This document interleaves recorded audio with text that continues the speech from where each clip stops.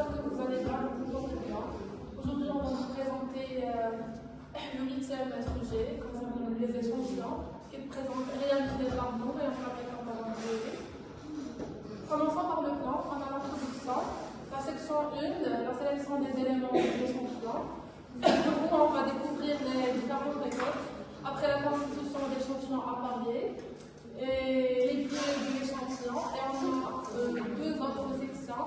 La deuxième, c'est la détermination de la taille d'échantillon. Et la troisième section, c'est la démarche de constitution d'un échantillon. Concernant l'introduction, on a donc ce chapitre traite de la constitution d'échantillons qui comprennent un grand nombre d'éléments en un seul, comme dans le cadre d'un cas unique. Ça veut dire dans un échantillon, on peut trouver un seul nombre d'éléments, ou plusieurs, ça dépend, qu'ils soient destinés à des traitements quantitatifs ou qualitatifs. On peut choisir un échantillon pour une étude qualitative comme pour une étude quantitative. Il a précisément pour objet de présenter l'éventail des possibilités en termes de constitution d'un échantillon et d'indiquer quels sont les principaux critères à prendre en compte afin de guider le choix d'insertion dans la matière. Ça veut dire que quand on choisit un échantillon, on doit s'appuyer sur plusieurs critères qui vont guider ce chercheur qui a choisi cette étude pour trouver la bonne solution ou l'étude étudiée.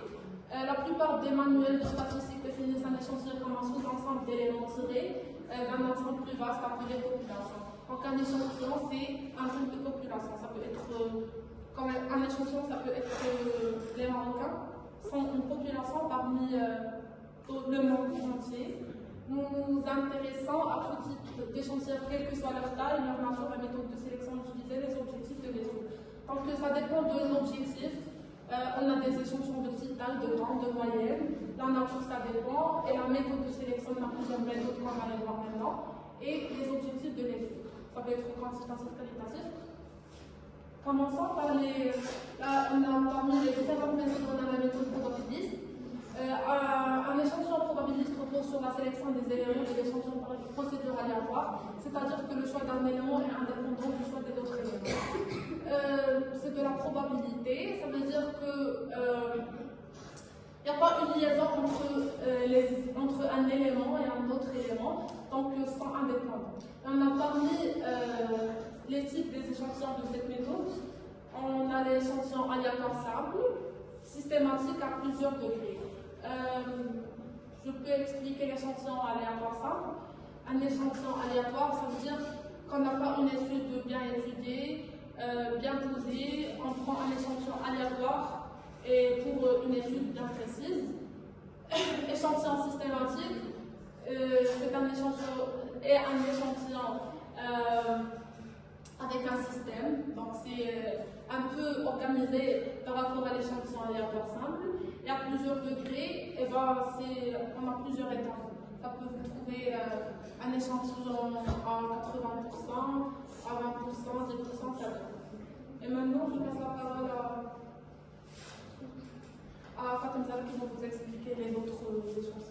À cette partie concerne la constitution d'échantillons appariés. Ce sont des échantillons précieux dans la recherche extrêmement opaque qui ont objectif pour minimiser les erreurs liées aux différentes compositions.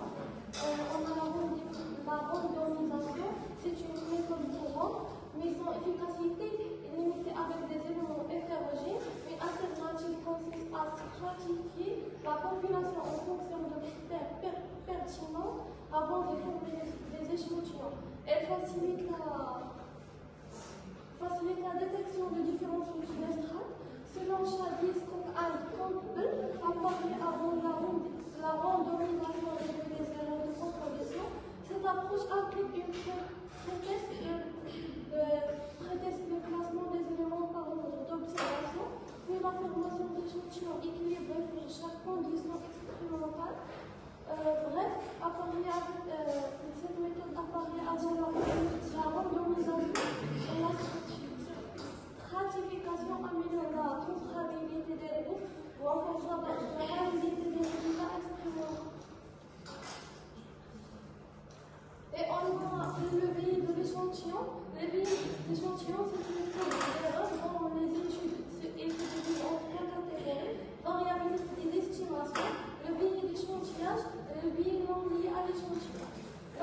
réaliser des estimations, elle réduit les différences entre les échantillons et diminue avec une taille d'échantillon plus grande. Le tri d'échantillage concerne la sélection des éléments notamment en recensement aléatoire. Certains billes sont liés à l'estimateur choisi, pouvant être biaisés. Les billes non liés à l'échantillage se classent en billes liées à la d'observation. Voilà le schéma. Le billet lié à l'observation, comme les erreurs du répondant de mesure d'enregistrement, qui affecte la validité interne et externe de l'étude. Et là, on a le billet de couverture. Le billet de couverture, dans un échantillon surveillé, lorsque la population étudiée diffère de la population de référence, est définie par des critères opérationnels.